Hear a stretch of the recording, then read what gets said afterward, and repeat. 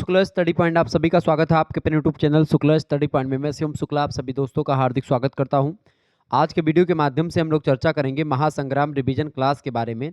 2024-25 की परीक्षाओं के लिए बहुत ही महत्वपूर्ण है। एजुकेशन का ये लेक्चर है। एजुकेशन का जो एक प्रकार से आपका पेपर होता है दीनदयाल उपाध्याय गोरखपुर विश्वविद्यालय का, उसके लिए बहुत ही महत्वपूर्ण है।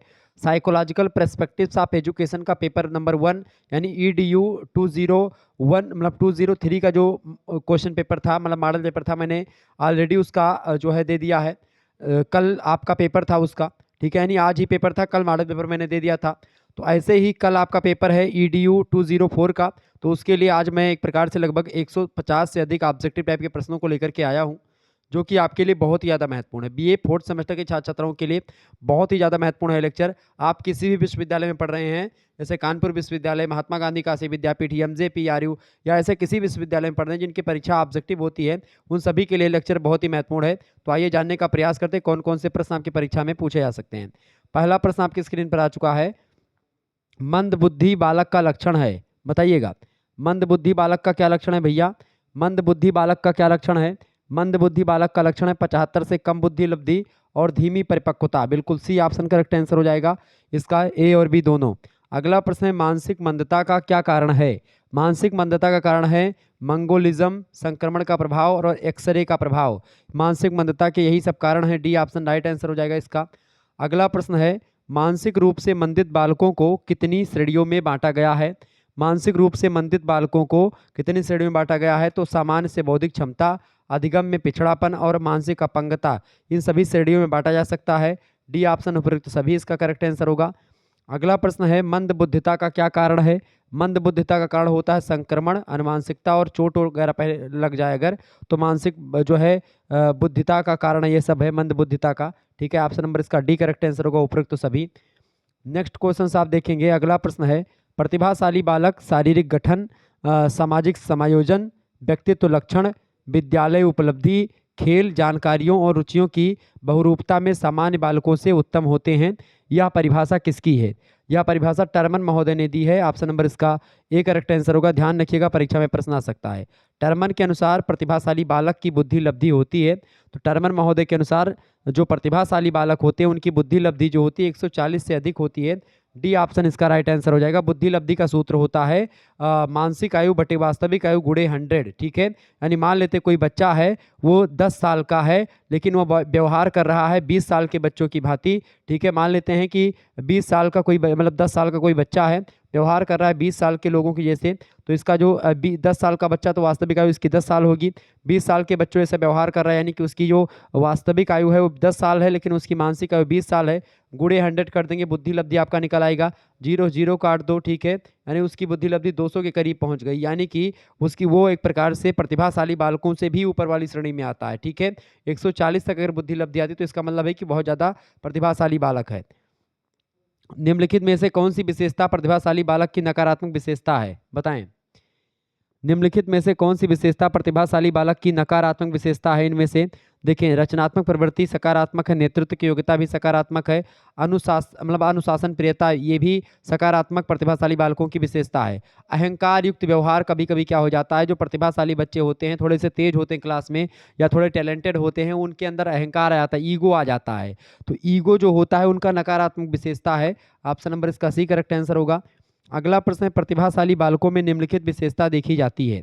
प्रतिभाशाली बालकों में निम्नलिखित विशेषताएं होती हैं, कौन कौन सी? देखिए, उच्च बुद्धि लब्धि होती है, बिल्कुल इसका A ऑप्शन करेक्ट आंसर होगा। प्रतिभाशाली बालक की विशेषता इनमें से क्या है? प्रतिभाशाली बालक की विशेषता देखिए, तर्क, कल्पना, स्मृति, ये आदि मानसिक तत्वों का विकास इनमें बहुत तीव्र गति से होता है, बिल्कुल। उदार होते हैं, हंसमुख भी होते हैं, दूसरों के प्रति सम्मान का भाव भी रखते हैं प्रतिभाशाली बालक। D ऑप्शन होगा, उपयुक्त तो सभी विशेषताएं प्रतिभाशाली बालकों की ही हैं। अगला प्रश्न है प्रतिभाशाली बालक अधिक रुचि लेते हैं किसमें? पढ़ाई में, खेलकूद में, अमूर्त वस्तुओं में, कला या संगीत में, बताएं। तो प्रतिभाशाली बालक जो होते हैं अमूर्त वस्तुओं में ज़्यादा एक प्रकार से रुचि लेते हैं। Option number C right answer होगा। अगला प्रश्न आपकी स्क्रीन पर आ चुका है, अधिगम के सबलीकरण सिद्धांत के प्रतिपादक। अधिगम के सबलीकरण सिद्धांत के प्रतिपादक कौन है भैया? फटाफट से आप लोग बताने का प्रयास करेंगे। तो अधिगम के सबलीकरण सिद्धांत के जो प्रतिपादक हैं उनका क्या नाम है? उनका नाम है भैया C H हल। ऑप्शन नंबर इसका जो है D करेक्ट आंसर होगा। कोहलर ने निम्न में से किस पर अपने प्रयोग किए थे? तो कोहलर ने चिंपैंजी पर अपना प्रयोग किया था, ये ऑप्शन करेक्ट आंसर होगा। स्किनर ने किस पर अपने प्रयोग किए थे? स्किनर ने कबूतर पर किया था, बी ऑप्शन करेक्ट आंसर होगा। द कंडीशन ऑफ लर्निंग पुस्तक के लेखक कौन है? तो इसको लिखा है गेने महोदय ने, डी ऑप्शन राइट आंसर होगा। अगला प्रश्न, इनमें से कौन अधिगम का एक प्रकार नहीं है? शारीरिक अधिगम या अधिगम का प्रकार नहीं है। रसानुभूति परक अधिगम, प्रत्यक्षीकरण अधिगम और संवेदन गामक अधिगम, ये सब सभी ठीक है। अगला प्रश्न है, किसने कोई भी अधिगम का सिद्धांत नहीं दिया है? तो इनमें से किसने अधिगम का सिद्धांत नहीं दिया है भैया? इनमें से तो वुडवर्थ महोदय ने अधिगम का सिद्धांत नहीं दिया है, हल ने, पावलाव ने, कोहलर ने दिया है। अगला प्रश्न, अधिगम के नियमों के प्रतिपादक कौन है? थॉर्नडाइक महोदय हैं अधिगम के नियमों के प्रतिपादक, डी ऑप्शन इसका करेक्ट आंसर होगा। अगला प्रश्न, अनुकूलित अनुक्रिया का सिद्धांत दिया, अनुकूलित अनुक्रिया का सिद्धांत पावलाव ने दिया था, सी ऑप्शन करेक्ट आंसर होगा। कौन अधिगम से संबंधित नहीं है? अधिगम से संबंधित कौन नहीं है? डार्विन नहीं है, ऑप्शन नंबर इसका बी करेक्ट आंसर हो जाएगा।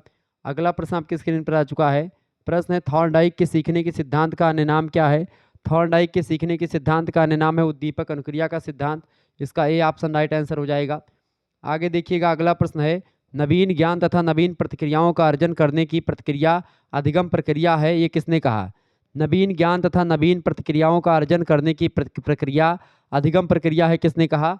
वुडवर्थ महोदय ने कहा था, इसका सी ऑप्शन राइट आंसर हो जाएगा। आगे देखिएगा, अगला प्रश्न है, समायोजन के लक्षण है, फटाफट से आप लोग बताने का प्रयास करेंगे।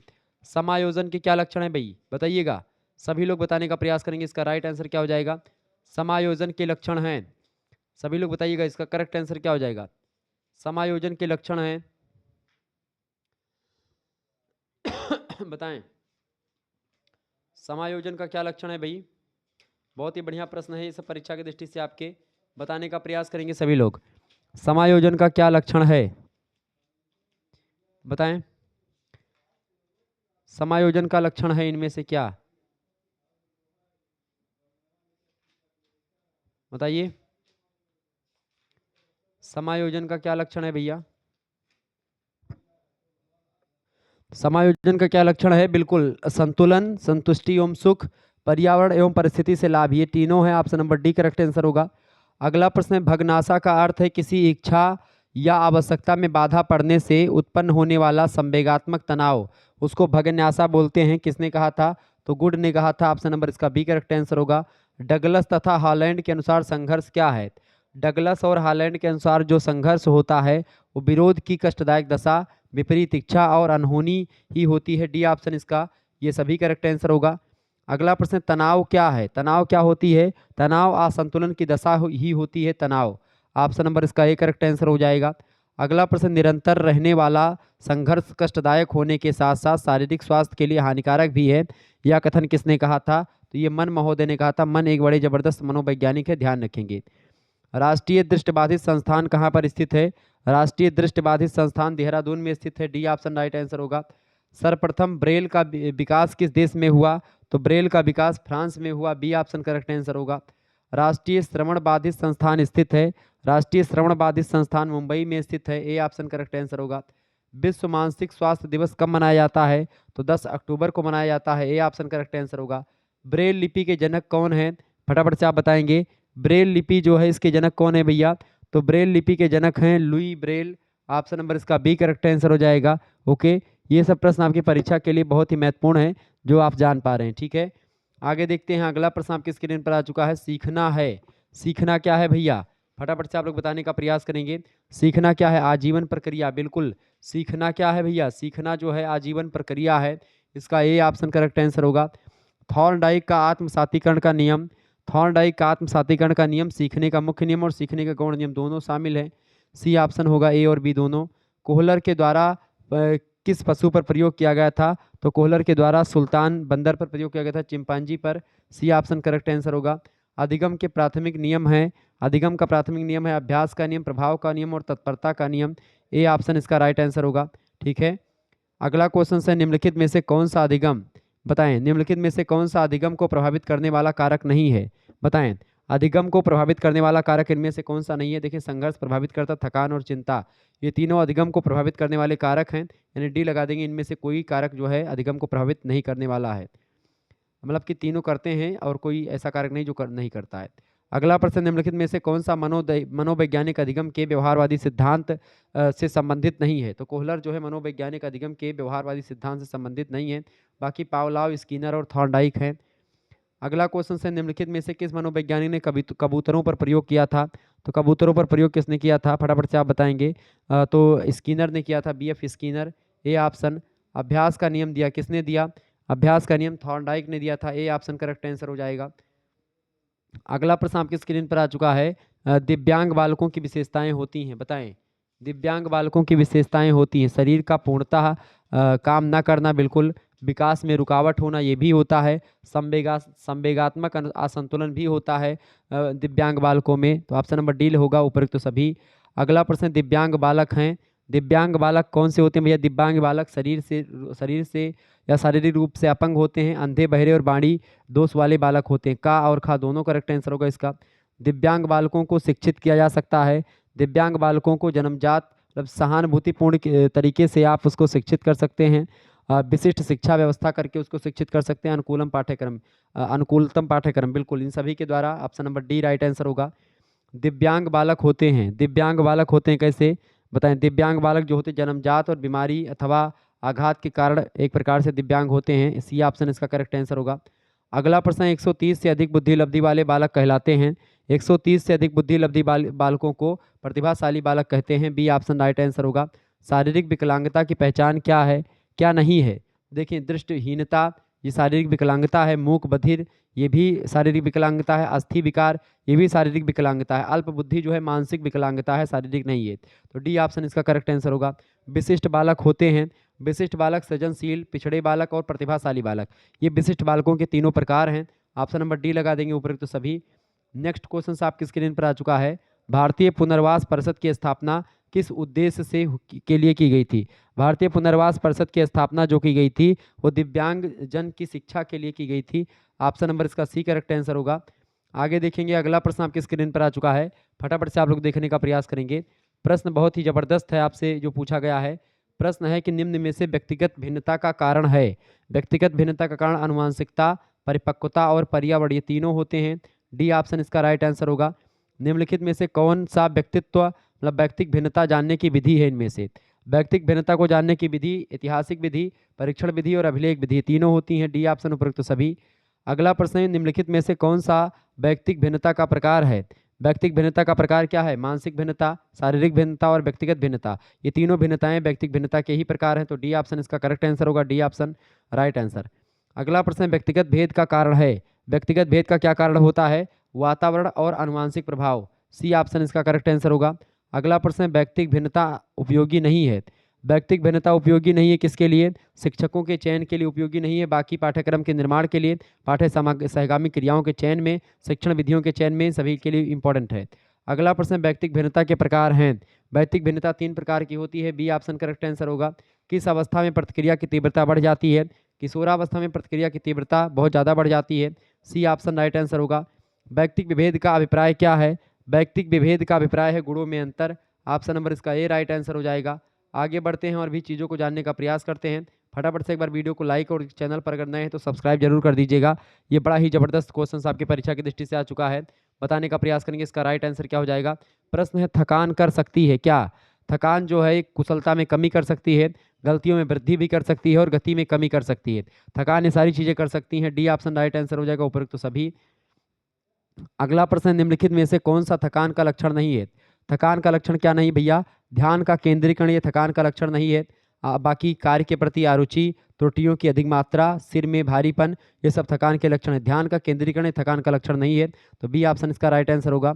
औद्योगिक क्षेत्रों में पाई जाने वाली थकान है, औद्योगिक जो क्षेत्र होते हैं उनमें जो थकान होती है वो नीरस टाइप की थकान होती है, नीरस थकान औद्योगिक क्षेत्रों में, ठीक है, ऑप्शन नंबर इसका ए करेक्ट आंसर होगा।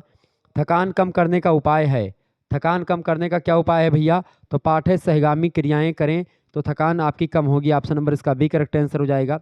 अगला क्वेश्चन से, थकान को कैसे दूर किया जा सकता है? थकान को कैसे दूर किया जा सकता है भैया? तो थकान को दूर कैसे किया जा सकता है? रुचि का विकास करके, बिल्कुल, विश्राम करके भी और अपनी इच्छा अनुसार या अपनी क्षमता अनुसार कार्य करके, ठीक है, थकान को दूर कर सकते हैं, डी ऑप्शन इसका राइट आंसर होगा। अगला प्रश्न, निम्न में से कौन सा थकान का प्रकार है? थकान के प्रकार में आपका मानसिक थकान भी होता है, शारीरिक थकान भी होता है, तो तो इसका सी ऑप्शन करेक्ट आंसर होगा। आ और बा दोनों करेक्ट आंसर होगा। थकान के कितने प्रकार होते हैं? थकान के 2 प्रकार होते हैं, मानसिक थकान और शारीरिक थकान। ए ऑप्शन करेक्ट आंसर होगा। सब्सक्राइब कर दीजिएगा सभी लोग शुक्ला स्टडी पॉइंट को, क्योंकि इसी प्रकार से इन्फॉर्मेटिव वीडियो देता रहता हूं और आने वाले समय में आपकी बार डिजिटल बोर्ड के माध्यम से आपके संपूर्ण सिलेबस को कवर करने का प्रयास किया जाएगा। तो आप सभी लोग चैनल को सब्सक्राइब जरूर कर दीजिएगा, ठीक है, ताकि आपको आसानी से। और Shukla study point YouTube channel को आप सब्सक्राइब कर दीजिएगा। इसके अलावा जो को करिकुलर मास्टर यूट्यूब चैनल है उसको भी आप सब्सक्राइब कर लीजिएगा, क्योंकि वहाँ पर आपको इन्फॉर्मेटिव वीडियो आपकी यूनिवर्सिटी से रिलेटेड मिलती रहेंगी, ठीक है। चले, व्यक्तिगत भिन्नता का आधार है, बताएं व्यक्तिगत भिन्नता का क्या आधार है भैया? फटाफट से आप लोग बताने का प्रयास करेंगे।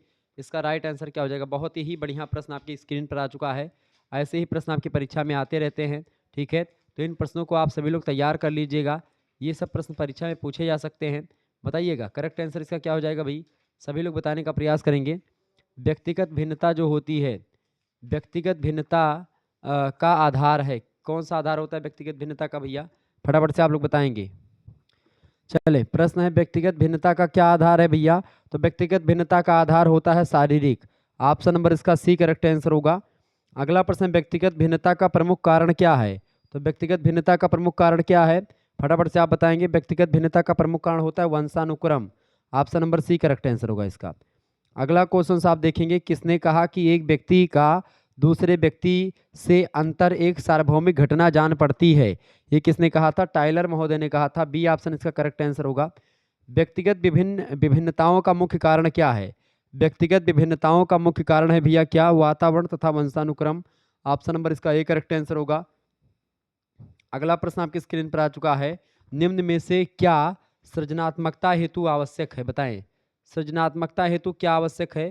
फटाफट से आप लोग बताने का प्रयास करेंगे। बढ़िया प्रश्न है परीक्षा की दृष्टि से आपके। सृजनात्मकता हेतु क्या आवश्यक है? प्रश्न ये बढ़िया प्रश्न पूछा गया है। सृजनात्मकता के हेतु क्या आवश्यक है भैया? तो कल्पना का होना बहुत जरूरी है। सी ऑप्शन इसका करेक्ट आंसर होगा।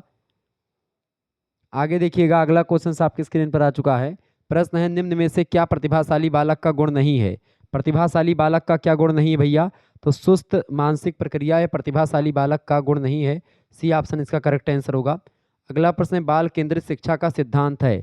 बाल केंद्रित शिक्षा का सिद्धांत क्या है? रुचि का सिद्धांत, प्रेरणा का सिद्धांत, चयन का सिद्धांत। ये तीनों option number D correct answer हो जाएगा। बाल केंद्रित शिक्षा के सिद्धांत हैं। अगला प्रश्न है, बाल केंद्रित शिक्षा निम्नांकित शिक्षा दर्शन की देन है।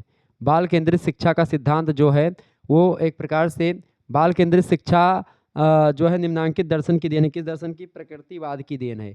D option. सृजनात्मकता, शिक्षा में सृजनात्मकता का प्रयोग किस रूप में होता है? तो शिक्षा में सृजनशीलता का जो प्रयोग होता है वो सीखने के रूप में होता है। ऑप्शन नंबर इसका सी करेक्ट आंसर होगा। जॉन डीबी द्वारा समर्थित लैब विद्यालय के उदाहरण हैं। लैब विद्यालय के उदाहरण जो हैं प्रगतिशील विद्यालय के हैं। Option number D correct answer होगा। निम्नलिखित में से कौन एक विशिष्ट सीखने की अक्षमता का एक उदाहरण है? निम्नलिखित में से कौन एक विशिष्ट सीखने की अक्षमता का एक उदाहरण है? तो ऑटिस्टिक स्पेक्ट्रम विकार। ऑप्शन नंबर इसका डी करेक्ट आंसर होगा। अगला प्रश्न, निम्न में से कौन बौद्धिक अक्षमता का उदाहरण है? बताइए, निम्न में से कौन जो है बौद्धिक अक्षमता का उदाहरण है? बौद्धिक अक्षमता का उदाहरण है dyslexia. Option number A correct answer होगा। विकासात्मक विकार का एक उदाहरण है। विकासात्मक विकार का एक उदाहरण है मतलब कि autistic spectrum. Option number D correct answer होगा। अगला प्रश्न, निम्नलिखित में से कौन विकलांगता का प्रकार नहीं है? तो विकलांगता शारीरिक अक्षमता, मानसिक विकलांगता, सीखने की अक्षमता, ये सब विकलांगता के प्रकार हैं। क्लाडम्ब डिसेबिलिटी ये नहीं है। D option. अगला प्रश्न, निःशक्तता की विशेषता निम्नलिखित में से है। निःशक्तता की विशेषता जो है भौतिक, बौद्धिक और संवेदी तीनों होती है। D option.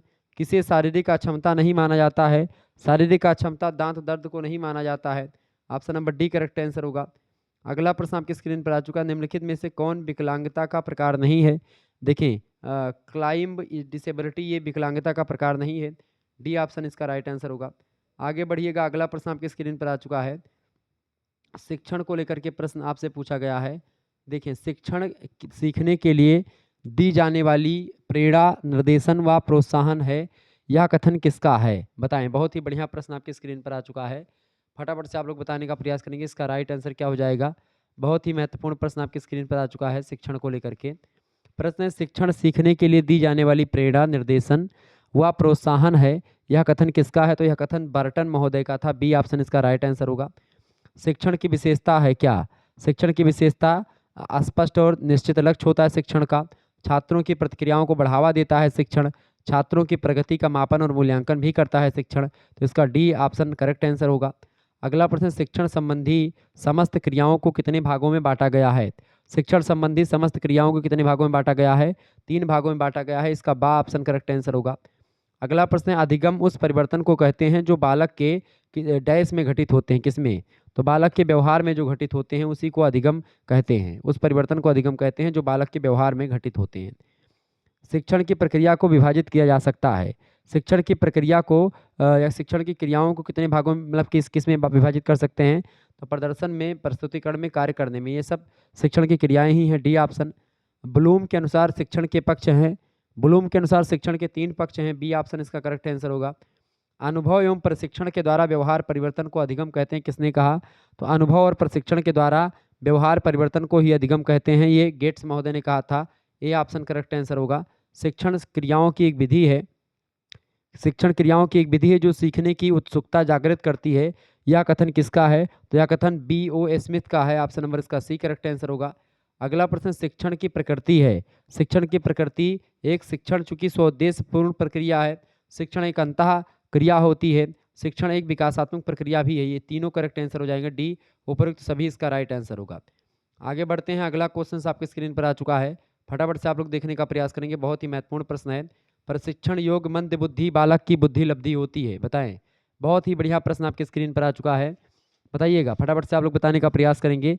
प्रशिक्षण योग मंद बुद्धि बालक की जो बुद्धि लब्धि होती है वो 70 से 90 के आसपास होती है। बी ऑप्शन करेक्ट आंसर होगा। ब्रेल लिपि की खोज करने वाला किस देश का रहने वाला था? तो ब्रेल लिपि की खोज जो है ये फ्रांस के जो है एक विद्वान थे, उन्होंने की थी। और लुई ब्रेल उनका नाम था। ठीक है, 1821 में ब्रेल लिपि की खोज करी गई थी। ब्रेल लिपि नेत्रहीनों के पढ़ने के लिए या लिखने के लिए बनाई गई है। अगला प्रश्न, ओस्ट के द्वारा पढ़ना विधि से कौन सीख सकता है? तो ओट से ओट द्वारा पढ़ने को एक प्रकार से कौन सीख सकता है? जो बहरा व्यक्ति होगा वो ओट को देख करके ही वो एक प्रकार जानेगा कि भाई आप क्या बोल रहे हो। राष्ट्रीय दृष्टिविहीन विकलांग संस्थान देहरादून में की स्थापना कब हुई? तो बताएं। राष्ट्रीय दृष्टिहीन विकलांग संस्थान कहाँ पर है? देहरादून में स्थापना कब हुई? 1971 में। Option number A correct answer होगा। यूनेस्को ने विकलांग दिवस कब घोषित किया? यूनेस्को ने विकलांग दिवस घोषित किया था 1981 में। ए ऑप्शन करेक्ट आंसर होगा। राष्ट्रीय अपंग विकलांग संस्थान कहाँ स्थित है? राष्ट्रीय अपंग विकलांग संस्थान जो स्थित है कोलकाता में स्थित है। सी ऑप्शन करेक्ट आंसर होगा। अगला प्रश्न आपकी स्क्रीन पर आ चुका है। अली यावर राष्ट्रीय श्रवणहीन विकलांग संस्थान कहाँ पर स्थित है? तो अली यावर राष्ट्रीय श्रवणहीन विकलांग संस्थान जो है ये कलकत्ता में स्थित है। Option number B correct answer होगा। अगला प्रश्न, विश्व विकलांग दिवस किस दिन मनाया जाता है? विश्व विकलांग दिवस जो मनाया जाता है ये मार्च के तृतीय रविवार को मनाया जाता है, 3 दिसंबर को। ऑप्शन नंबर इसका सी करेक्ट आंसर होगा। हालांकि यहाँ पर इस ऑप्शन के हिसाब से ये लगाएंगे, बाकी विश्व विकलांग दिवस जो मनाया जाता है वो 3 दिसंबर को। अगला प्रश्न, श्रवण बाधिता के मापन की इकाई। श्रवण बाधिता के मापन की इकाई जो है वो डेसिबल में होती है। ये ऑप्शन करेक्ट आंसर होगा। दिव्यांग बालक मुख्यतः कितने प्रकार के होते हैं? तो दिव्यांग बालक 10 प्रकार के होते हैं। डी ऑप्शन इसका करेक्ट आंसर होगा। अगला प्रश्न, वर्णांधता संबंधित है। वर्णांधता जो है किससे संबंधित है भैया? वर्णांधता जो है वंश परंपरा से संबंधित रोग होता है। बी ऑप्शन इसका राइट आंसर हो जाएगा। आगे देखते हैं। अगला क्वेश्चन आपकी स्क्रीन पर आ चुका है। उपलब्धि प्रेरक कैसा प्रेरक है? बताएं। उपलब्धि प्रेरक जो है वो कैसा प्रेरक है भैया? उपलब्धि प्रेरक कैसा प्रेरक है? फटाफट से आप लोग बताने का प्रयास करेंगे। बहुत ही महत्वपूर्ण प्रश्न है आपकी परीक्षा के दृष्टि से। बताइएगा सभी लोग, उपलब्धि प्रेरक जो है वो कैसा प्रेरक है? बताएं सभी लोग। उपलब्धि प्रेरक जो होता है मनोवैज्ञानिक प्रेरक होता है। ठीक है, ऑप्शन नंबर इसका बी करेक्ट आंसर होगा। अगला प्रश्न है, मैक्सीलैंड ने किस प्रेरक का व्यापक अध्ययन किया? तो मैक्सीलैंड ने उपलब्धि प्रेरक का व्यापक रूप से अध्ययन किया है। सी ऑप्शन इसका करेक्ट आंसर होगा। अभिप्रेरणा छात्रों में रुचि उत्पन्न करने की कला है, यह कथन किसका है? तो अभिप्रेरणा छात्रों में रुचि उत्पन्न करने की कला है, यह कथन किसका है? तो थॉमसन का है। ऑप्शन नंबर इसका सी करेक्ट आंसर हो जाएगा। अगला प्रश्न आपकी स्क्रीन पर आ चुका है। प्रेरणा के 2 मुख्य प्रकार हैं। प्रेरणा के दो मुख्य प्रकार हैं, सकारात्मक और नकारात्मक। ठीक है, ऑप्शन नंबर डी होगा, negative and positive. Next question है, किस प्रेरक के कारण व्यक्ति सामाजिक रूप से स्वीकृत कार्यों को करता है? किस प्रेरक के कारण व्यक्ति सामाजिक रूप से स्वीकृत कार्यों को करता है? तो अनुमोदक प्रेरक। ऑप्शन नंबर इसका डी करेक्ट आंसर होगा। अगला प्रश्न किसने कहा है कि अभिप्रेरणा का प्रश्न क्यों का प्रश्न है? अभिप्रेरणा का प्रश्न क्यों का प्रश्न है, किसने कहा? क्रेच और क्रचफील्ड ने। बी ऑप्शन इसका राइट आंसर होगा। उपलब्धि प्रेरणा सिद्धांत के जनक कौन है? उपलब्धि प्रेरणा सिद्धांत के जनक हैं मैक्सीलैंड। ऑप्शन नंबर इसका सी करेक्ट आंसर होगा। अगला प्रश्न अभिप्रेरणा अधिगम का है। अभिप्रेरणा अधिगम का क्या है? अधिगम का मुख्य अंग है। ठीक है, अभिप्रेरणा यानी मोटिवेशन। अभिप्रेरणा को अंग्रेजी में मोटिवेशन बोलते हैं। ठीक है, आगे देखेंगे प्राणी के समस्त व्यवहार के पीछे निहित कारक को क्या कहते हैं? प्राणी के समस्त व्यवहार के पीछे निहित जो कारक होता है उसको मोटिवेशन बोलते हैं, अभिप्रेरणा बोलते हैं। डी ऑप्शन इसका करेक्ट आंसर होगा। प्रेरणा के अन्य स्रोत कौन कौन से हैं? प्रेरणा के अन्य स्रोतों में आपके चालक, उद्दीपक और प्रेरक, ये तीनों होते हैं। डी ऑप्शन इसका राइट आंसर होगा। प्रेरणा के स्रोतों में से एक है, प्रेरणा के स्रोतों में से एक क्या है भाई? इनमें से आवश्यकताएं जो होती हैं वो मोटिवेशन ऑटोमेटिक उत्पन्न कर देती है। जैसे कि आपको आवश्यकता होगी तो आप पढ़ोगे। ठीक है, जैसे जब आपकी एग्जाम आते तब आप पढ़ने के लिए आते हो। ऐसा मत किया करो यार, केवल एग्जाम टाइम में ही मत पढ़ा करो, थोड़ा सा उससे पहले से प्रारंभ कर दो पढ़ाई, तो मैं आपकी बार से आपकी पढ़ाई विधिवत तरीके से शुरू कर दूं। अगर आप लोग जो है पढ़ना स्टार्ट कर दें तो मैं बता दूं मैं दिन रात आपके लिए मेहनत करूंगा, जी जान लगा दूंगा आपकी पढ़ाई के पीछे, बस आप लोग थोड़ा सा साथ दें। परीक्षा के समय में तो आप पढ़ते हो, इसमें मैं आपसे कोई शिकायत नहीं करता हूँ, लेकिन परीक्षा जब हो जाए उसके बाद में भी अगर आप क्लासेस लें तो मैं लाइव क्लासेस के माध्यम से आपको एक प्रकार से बढ़िया बढ़िया क्लासेस चैप्टर 1 चैप्टर 2 इस तरीके से आपको पढ़ाने का प्रयास करूंगा। तो आप सभी लोग जो है अब की बार जब आप पास होंगे तो इसे पेपर देने के बाद में आप थर्ड सेमेस्टर की तैयारी, आप जैसे कि आप फोर्थ सेमेस्टर में है तो फिफ्थ सेमेस्टर की वीडियोस ऑलरेडी अवेलेबल है, प्लेलिस्ट में सबका सिलेबस अवेलेबल है, तो आप सभी लोग देखना शुरू कर दीजिए। ठीक है, ओके, चलिए अगला प्रश्न लिबिडो संज्ञा संबंधित है। लिबिडो संज्ञा किससे संबंधित है भैया? लिबिडो जो है ये आपकी इच्छा, वासना, कामेच्छा से संबंधित है। लैटिन शब्द है लिबिडो, ये बात ध्यान रखेंगे। तो ये एक प्रकार से इसमें मोटिवेशन, अभिप्रेरणा से रिलेटेड है। डी ऑप्शन राइट आंसर हो जाएगा। अगला प्रश्न आपकी स्क्रीन पर आ चुका है। व्यक्तिक भिन्नता की अवधारणा ने किस शिक्षण विधि को जन्म दिया? बताएं। ये बढ़िया प्रश्न आपकी स्क्रीन पर आ चुका है, फटाफट से आप लोग देखने का प्रयास करेंगे। प्रश्न क्या है? व्यक्तिक भिन्नता की अवधारणा ने, व्यक्तिक भिन्नता की अवधारणा ने क्या किया है? व्यक्तिक भिन्नता की अवधारणा ने किस शिक्षण विधि को जन्म दिया है भैया? तो व्यक्तिक भिन्नता की अवधारणा ने किस शिक्षण विधि को जन्म दिया है? फटाफट से आप लोग बताने का प्रयास करेंगे। बहुत ही महत्वपूर्ण प्रश्न है ये। ठीक है, आपकी परीक्षा के लिए बहुत ही ज़बरदस्त क्वेश्चन है। ऐसे ही प्रश्न आपकी परीक्षा में आते रहते हैं, तो आप इन प्रश्नों को तैयार जरूर कर लें। क्लियर? चले, तो व्यक्तिक भिन्नता की अवधारणा ने किस शिक्षण पद्धति को जन्म दिया है भैया? तो ये डाल्टन पद्धति को जन्म दिया है। बी ऑप्शन इसका राइट आंसर हो जाएगा। ठीक है, बी ऑप्शन इसका करेक्ट आंसर हो जाएगा, डाल्टन विधि। नेक्स्ट क्वेश्चन है, व्यक्तिगत भिन्नता का कारण नहीं है। व्यक्तिगत भिन्नता का कारण नहीं है क्या? जनसंख्या वृद्धि, यौन भेंट, जाति और वातावरण, ये सब व्यक्तिगत भिन्नता के कारण हैं। अगला प्रश्न, यह परिभाषा किसने दी कि व्यक्तिगत भिन्नता में संपूर्ण व्यक्तित्व का कोई भी ऐसा पहलू सम्मिलित हो सकता है जिसका माप किया जा सके? तो ये किसने कहा था? व्यक्तिक भिन्नता में संपूर्ण व्यक्तित्व का कोई भी ऐसा पहलू आज सम्मिलित हो सकता है जिसका माप किया जा सके, तो इसको कहा था स्किनर महोदय ने। इसका ए ऑप्शन करेक्ट आंसर होगा। अगला प्रश्न, वंशानुक्रम तथा पर्यावरण नीतिगत भिन्नता विभिन्नता का कैसा कारण है? तो पर्यावरण जो है, प्रश्न है वंशानुक्रम तथा पर्यावरण नीतिगत विभिन्नता का कैसा कारण है? तो जैविकीय कारण है। Option number B correct answer होगा। अगला प्रश्न, बालक गणित और विज्ञान में आगे होते हैं जबकि बालिकाएं भाषा और सुंदर हस्तलेख में क्यों? बताएं, फटाफट से आप बताने का प्रयास करेंगे। बालक गणित और विज्ञान में आगे होते हैं जबकि बालिकाएं भाषा और सुंदर हस्तलेख में आगे होती हैं, क्योंकि व्यक्तिगत भिन्नता के कारण से। डी ऑप्शन करेक्ट आंसर होगा, बिल्कुल ये बात सही है। व्यक्तिगत भिन्नता के वैज्ञानिक अध्ययन की शुरुआत किसने की थी? तो व्यक्तिगत भिन्नता के वैज्ञानिक अध्ययन की शुरुआत गाल्टन महोदय ने, सॉरी किसने करी थी? गाल्टन महोदय ने वैसे 1879 में करी थी। टर्मन, पियर्सन, इन सभी का भी नाम आता है व्यक्तिगत अध्ययन में व्यक्तिगत भिन्नता के। डी ऑप्शन राइट आंसर हो जाएगा। मनुष्य के रंग, रूप, भार, कद, यौन भेद और शारीरिक परिपक्वता के कारण जो है क्या होता है? ये व्यक्तिगत भिन्नता के एक प्रकार से कारण होते हैं। मनुष्य का रंग, रूप, भार, कद, यौन भेद, शारीरिक परिपक्वता, ये सब व्यक्तिगत भिन्नता के कारण हैं। अगला प्रश्न, विशिष्ट बालकों के अनुरूप शिक्षा की व्यवस्था करना व्यक्तिगत भिन्नताओं का क्या है? बताएं। तो विशिष्ट बालकों के अनुरूप शिक्षा की व्यवस्था करना व्यक्तिगत भिन्नताओं का क्या है? सामाजिक कारण है। ऑप्शन नंबर इसका बी करेक्ट आंसर होगा। व्यक्तिगत भिन्नता का आधार है, व्यक्तिगत भिन्नता का आधार है अधिगम, लिंग भेद और रुचि, तीनों। Option number D correct answer हो जाएगा इसका। आगे देखेंगे अगला प्रश्न आपकी स्क्रीन पर आ चुका है। इंटरेस्ट शब्द की जो उत्पत्ति हुई है किस भाषा के किस शब्द से हुई है, फटाफट से आप बताएंगे। तो इंटरेस्ट शब्द की जो उत्पत्ति हुई है वो किस भाषा के किस शब्द से हुई है भैया, तो लैटिन भाषा से हुई है। Option number B correct answer होगा। इंटरेस्ट शब्द की उत्पत्ति किस भाषा के किस शब्द से हुई है बताएं, तो लैटिन भाषा के जो है इंटरेस्ट शब्द से हुई है। इंटरेस्ट शब्द, ऑप्शन नंबर इसका बी करेक्ट आंसर होगा। अगला प्रश्न, निम्नलिखित में से अवधान को केंद्रित करने की बाह्य दशा, अवधान अवधान को केंद्रित करने की जो बाह्य दशा है वो विषमता, गति और पुनरावृत्ति ये सब होती हैं। डी ऑप्शन इसका राइट आंसर होगा। अगला प्रश्न आपकी स्क्रीन पर आ चुका, फटाफट से आप देखेंगे। अवधान की क्या विशेषता है बताएं, अवधान की क्या विशेषता है भैया, अवधान की क्या विशेषता है, चयनात्मकता, मानसिक सक्रियता और प्रयोजनशीलता, ये सब अवधान की विशेषताएं हैं। डी ऑप्शन इसका करेक्ट आंसर होगा। आगे देखेंगे अगला प्रश्न है, रुचि ज्ञानात्मक, क्रियात्मक और भावात्मक होती है या विचार किसका है, तो रुचि ज्ञानात्मक, क्रियात्मक और भावात्मक होती है या विचार भाटिया का है। Option number A correct answer होगा।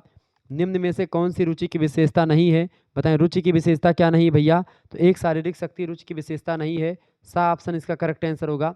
रुचि किया हुआ ध्यान है किसका कथन है, रुचि किया हुआ ध्यान होता है किसका कथन है, मैकडूगल का। ए ऑप्शन राइट आंसर होगा। रुचि वह प्रवृत्ति है जिसमें किसी अनुभव में दया मतलब कि दत्तचित्त होकर के उसे जारी रखना चाहते हैं, यह कथन किसका है, रुचि वह प्रवृत्ति है जिसमें किसी अनुभव में दत्तचित्त होकर उसे जारी रखना चाहते हैं, यह कथन किसका है, बिंघम महोदय का है। डी ऑप्शन करेक्ट आंसर होगा। रुचि अपने क्रियात्मक रूप से एक मानसिक संस्कार है, रुचि अपने क्रियात्मक रूप से एक मानसिक संस्कार है, ये जेम्स ड्रेबर ने परिभाषा दी है। बी ऑप्शन करेक्ट आंसर होगा। इंटरेस्ट का हिंदी मतलब होता है रुचि। अगला प्रश्न, रुचि की विशेषता है, रुचि की विशेषता क्या होती है, रुचियाँ परिवर्तनशील होती हैं, रुचियों के निर्धारण में प्रेरकों की महत्वपूर्ण भूमिका भी होती है और रुचियों के निर्धारण व्यक्तित्व के विकास से होता है। डी ऑप्शन उपरोक्त तो सभी इसका करेक्ट आंसर होगा। रुचि कितने प्रकार की होती है, तो रुचि जो होती है वो 2 प्रकार की होती है। ऑप्शन नंबर इसका आ करेक्ट आंसर होगा। अगला प्रश्न आपकी स्क्रीन पर आ चुका, फटाफट से आप लोग देखने का प्रयास करेंगे। बहुत ही बढ़िया प्रश्न है परीक्षा की दृष्टि से आपके। स्मृति का प्रकार है बताएं, स्मृति का क्या प्रकार है भैया, स्मृति का प्रकार है निष्क्रिय स्मृति, अस्थायी स्मृति और सक्रिय स्मृति, ये सब स्मृति के प्रकार हैं। ऑप्शन नंबर इसका डी करेक्ट आंसर हो जाएगा। डी ऑप्शन इसका राइट आंसर होगा। निम्न, अगला प्रश्न, निम्न में से कौन सा स्मृति का अंग नहीं है, निम्न में से कौन सा स्मृति का अंग नहीं भैया, तो चिंतन जो है स्मृति का अंग एक प्रकार से बताएं। अधिगम चिंतन मतलब अधिगम स्मृति का अंग है, याददाश्त, धारण, प्रत्याहन या चिंतन, तो चिंतन एक प्रकार से स्मृति का अंग नहीं है, याददाश्त का अंग नहीं चिंतन, ठीक है। अगला प्रश्न, वास्तविक स्मृति में याद किया जाता है, वास्तविक स्मृति में याद किया जाता है, वास्तविक स्मृति में स्वतंत्र रूप से याद किया जाता है, ठीक है। ऑप्शन नंबर इसका सा करेक्ट आंसर हो जाएगा। अगला प्रश्न, स्मृति के कितने नियम हैं, स्मृति के कितने नियम है भैया, 3 नियम होते हैं। ऑप्शन नंबर इसका बा करेक्ट आंसर होगा। स्मरण करने की विधि है, स्मरण करने की विधि जो होती क्रिया विधि, अंतरहीन विधि और स्वर विधि, ये तीनों होती हैं। डी ऑप्शन उपरोक्त तो सभी विधि। स्मृति एक आदर्श पुनरावृत्ति है, किसका कथन है, ये प्रश्न इंपॉर्टेंट है, पूछा गया प्रश्न में। स्मृति एक आदर्श पुनरावृत्ति है, ये कथन है इस स्टाउट का। ऑप्शन नंबर इसका ए करेक्ट आंसर होगा। अगला प्रश्न, स्मृति को प्रभावित करने वाला कारक है, स्मृति को प्रभावित करने वाला कारक कौन सा है, मानसिक स्वास्थ्य, शारीरिक स्वास्थ्य और प्रेरणा, ये सब हैं स्मृति को प्रभावित करने वाले कारक।